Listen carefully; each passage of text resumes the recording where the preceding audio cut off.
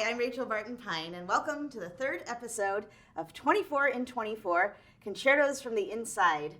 Today we're going to be talking all about the Tchaikovsky Concerto, and I think this is such an interesting piece that makes us think about the age-old question, how much importance does knowing about the composer's personality and life story play into their music? That Tchaikovsky lived in 19th century Russia, and most people agree that he must have been gay, or at least somewhere on the spectrum towards that side of it. And gosh, I mean, it's not really that comfortable to be gay even in the 21st century in Russia, and in the 19th it was definitely a huge problem. So he, tried to hide that part of his personality. He tried to repress it. He was in the middle of writing his opera, Eugene Onegin, and one of his students, a female student, told him very melodramatically that she was going to kill herself if he didn't marry her. Well, this was somewhat related to the plot of the opera that he was very caught up in, and so he actually did it. He married her, and it turned out to be a total disaster. He was so upset by the experience that he tried to kill himself. Luckily, it didn't work, but the whole mess left him totally traumatized, so he ran off to the country and decided to take some time and recuperate. And during that time, a friend of his, Joseph Kotek, a violinist, came to hang out. And it's unclear, to what extent their emotional, romantic, physical relationship, we'll never know. But the point is, in the end, Kotek did succeed in cheering Tchaikovsky up. And Tchaikovsky was inspired during their time together to write this violin concerto. And what's interesting is that the whole shape of the violin concerto seems to follow what Tchaikovsky was going through. The first movement is just full of angst and uncertainty and just, all of these sort of swirling negative emotions. The second movement almost sounds sad and lonely. And then the last movement is joyful, not just joyful, but like exuberantly so. Like he's completely cheered up and he's just like in a great mood now. But I think this is really a universal life arc, because every single one of us at some point or another goes through something that's really challenging. And then, we hopefully come out the other end. And so, this sort of feeling of catharsis that this concerto gives us is something that we can all relate to. And I think that's part of, besides the beautiful melodies and all of that, I think that emotional journey is part of what gives it its universal and timeless appeal. Auer eventually came around and he started performing it, but only after he had fixed some spots. He altered some things, he made little cuts and all of this. And well, it's kind of crazy to think of, fixing a work of Tchaikovsky without even doing so in collaboration with Tchaikovsky. And it's an interesting part of the piece's history because, of course, Auer, we might not remember him just as a violin soloist, though he did have a significant career. But we really remember him strongly in the violin world as a pedagogue because, of course, he was the teacher of so many of the next generation of soloists who lived into the electric recorded era, which is why they're so well remembered. Heifetz and Milstein and Oistrakh. And, of course, Auer being their teacher, all of those guys did Auer's cuts and changes to the Tchaikovsky concerto. And then, of course, they were the generation of great violinists, so then everybody wanted to emulate them. So then the next generation all did those cuts. And it really wasn't until a little later on that people like me started thinking, well, wait a second, why are we doing these cuts in the first place? And, you go back to the score and you're like, actually, Tchaikovsky's original notes are just fine. When I was, I think, 18, was when I had my first collaboration with Zubin Mehta. And I so appreciated what he did because he actually used it as a teaching opportunity. He sat me down with my copy of the orchestral score. I had a little yellow mini score. And he took out a pencil and he wrote all of the spots where the orchestra can sometimes be too loud. And this isn't really orchestras or conductors' faults. This is really kind of Tchaikovsky's fault because he was, and I don't know, I've never done it with an actual period instrument orchestra. Maybe the balance would be a little different, but in any case, it really does seem a little overly optimistic, the fact that he, for example, would put forte in the orchestra, be full string section, lots of winds, and then the soloist would be doing all this stuff, and it would still say forte for the orchestra. That just doesn't usually work. And so Zubin put a bunch of like diminuendos, changed the dynamics down 1 or 2 gradations, put some forte pianos where it said diminuendo so you would get softer quicker, all that kind of thing. And ever since then, if there are conductors that don't already have those spots marked, I make sure to suggest that we watch out during those spots. And I'm forever grateful to Maestro Mehta for walking me through the whole score like that. And then those infamous octaves. And I actually use the trick that you learn when you're a student of thinking in terms of position and not note. Because here, I have to go from 2nd to 7th. And then this is actually the one I find more tricky, back down to 4th. So I give myself plenty of time to do the shift. And then just remember where 4th feels, and if I think 4th, then I'm fine.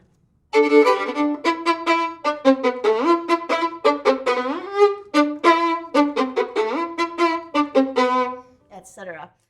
So the opening, I love thinking about different concertos openings and how each composer handled the entrance of the solo part. Perhaps some of the most humble are those of Elgar and Joachim in his second concerto. This one is definitely not a slam bang entrance. And what's interesting is rhythmically, it's actually following the pattern left behind by the orchestra. The orchestra, of course, is doing these little guys, 8 notes. And so rather than having my part be rubato cadenza from the very beginning and unrelated to what just occurred, I personally enjoy feeling like it's a continuation of the music.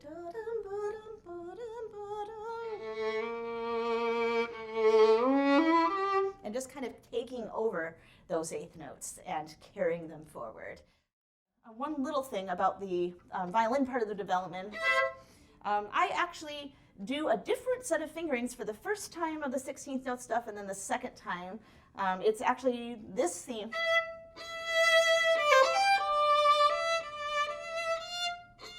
But with kind of a variation.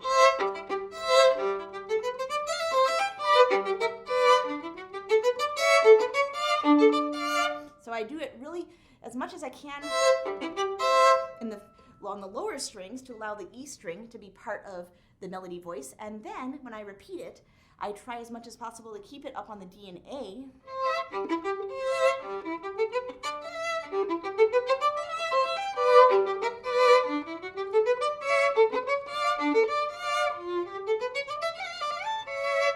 So a little bit unusual, but I like how that feels.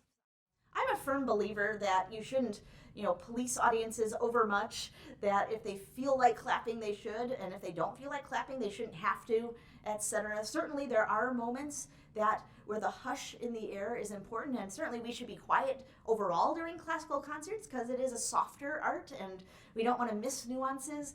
But, operas are classical too, and they clap after an aria, so it's a little bit crazy sometimes that we try not to clap at certain moments that feel like you want to, because then you're kind of repressing yourself. And if you go back in history, of course, people did clap. Sometimes they would clap so long after one movement that the artist would have to repeat that movement before going on to the next. Now, then again, if you go back even farther into history, like the 18th century, sometimes audiences would talk during classical concerts. So we definitely don't want to use history as our only guide, but when people say this is the tradition, it's like, yeah, but for how many few years? So it's just a recent tradition. So that brings us back to the Tchaikovsky. I have actually never once in my life performed the Tchaikovsky Concerto without the audience clapping at the end of the first movement. I bet you've never heard it happen that way either, because it's just one of those things that feels like it has to have applause. It's designed to have applause. And quite honestly, there is no sacred silence that's being broken by clapping, because what's going to happen at the end of that first movement? The conductor is going to wipe their brow, the orchestra is going to shuffle their music. 99% of the time, I'm going to check my strings. So it's not like there's this pregnant pause that you've, that you've somehow violated by daring to clap. I mean, I would think that something was going very, very wrong if an audience ever didn't applaud at the end of the first movement. This is a movement where you really learn the importance of paying attention to your orchestration, because Tchaikovsky repeats the same melody 4 times, twice in the beginning, twice at the end, and when he's doing that, he significantly changes the accompaniment, and good old Auer didn't quite get that, and he thought, oh, this is so boring. Tchaikovsky's doing the same thing over and over, so he put some of it up an octave and stuff, and I think that actually diminishes your ability to notice the changes in the orchestration, which is where the interest is happening. But certainly the soloist can do what they do to be aware of and play with those changes. So the first time the theme happens, so it's a very subdued, simple accompaniment.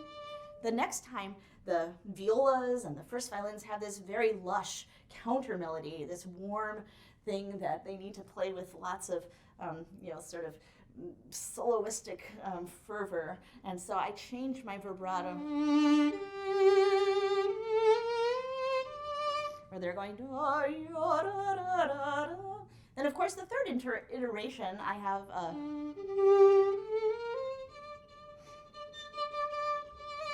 Tchaikovsky gives the soloist some rhythmic differences, and then I even go up on the G string.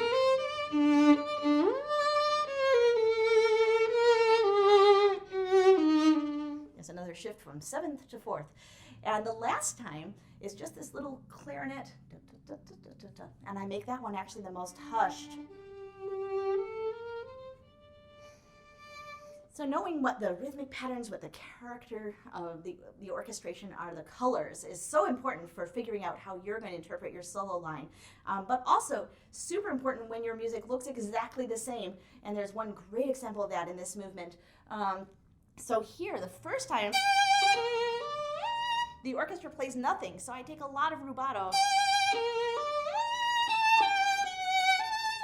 And the second time, the orchestra has strict 16ths, dum, bum, bum, bum, bum, bum, bum, bum, bum. And in fact, one instrument has to hand it off to the other without it getting wiggled around. So if I take any rubato, I'm being very uncollegial. So I play it very straight.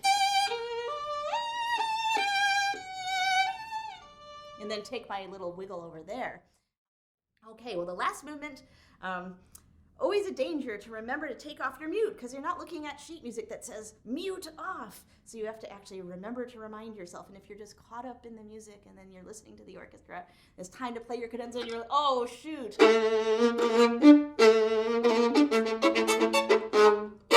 Luckily, there's a rest so that you can take it off. Thankfully, that has never happened to me in concert, and hopefully it never will. But it has happened to me in rehearsal, which is a little embarrassing, but I figure that's a really good reminder to make sure it doesn't happen in the concert. Last thing I'll say is about what I call the vodka part. There's this one theme that sounds like, some big bearded Russian guys are getting together and drinking vodka. At least that's my mental image when I hear this spot. And orchestras will often, it's the cellos who have the drone, and they'll often do it on upper strings very elegantly. And I'm like, no, just play it with a lot of oomph and use your lower strings.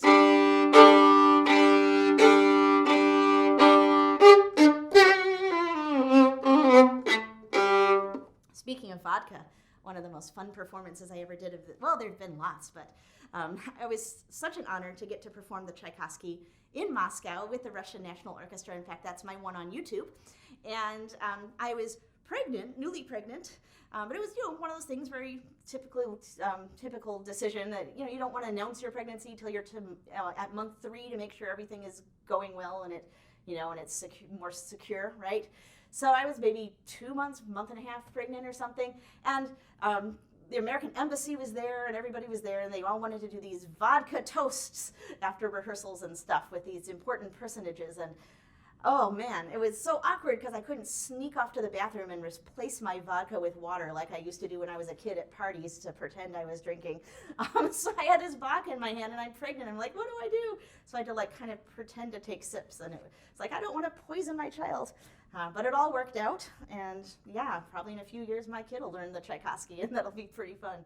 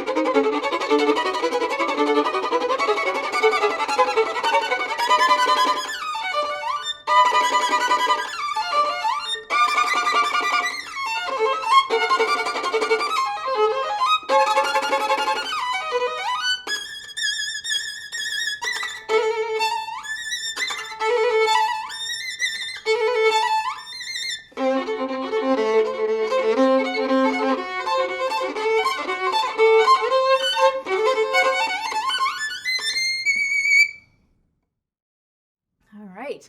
Well, I'm considerably more sweaty than before I played that, but before I wipe myself off and head over to the Zoom call, I think we've got a couple of questions, and the first is from Nasi. Hi, Miss Barton. I'm Nazi Shahid. I've just started the Tchaikovsky Concerto, and I was wondering, how would you approach practicing this concerto? So I'm so glad you brought this up, Nazi, because, well, first of all, congratulations and best wishes at the start of your journey with this concerto. The first movement is long. Now, it's not the longest. There are others that are long, but very often it's the longest one that a person has ever played when they get to it. Sometimes I think to myself, gosh, in the time it took me to play just the first movement of the Tchaikovsky, I'd be almost done with the entire Bruch G minor. But so learning it linear can sometimes not be as good of an idea, because then you've got the first half really good and the second half considerably less good, and actually sometimes the exact same passages are harder the second time around. So what I would advise is, dividing it up into very obvious little chunks, sometimes a few measures, sometimes a few lines, sometimes even half a page or a whole page in the case of the black and blue part. But dividing it into all these little sections where the figurations or the motifs change, and then doing that bit from the exposition and the recapitulation at the same time as you're first learning it, because that way the second half won't ever be weaker than the first half. Thank you so much, guys, and I'm about to answer all the rest of your questions over on the Zoom call in just a quick second here. So thanks to everyone for watching. Next week will be America's Great Violin Concerto, the Samuel Barber. And if you have any questions, please don't hesitate to send them in. You can be any age. The questions can be on absolutely any topic about that concerto. Landscape is preferred. Selfie mode is just fine. So send in your video questions. And as I said, next week is the Barber. I think we've got some merch and some fun things up there on the Our Concerts page, so you can check that out and see what all the rest of the concertos are. You can even send in your questions for other concertos early. Doesn't hurt to get your dibs in, because whoever questions get used get a free ticket to that episode. So I look forward to seeing your questions and to seeing you in a minute on Zoom. And take care.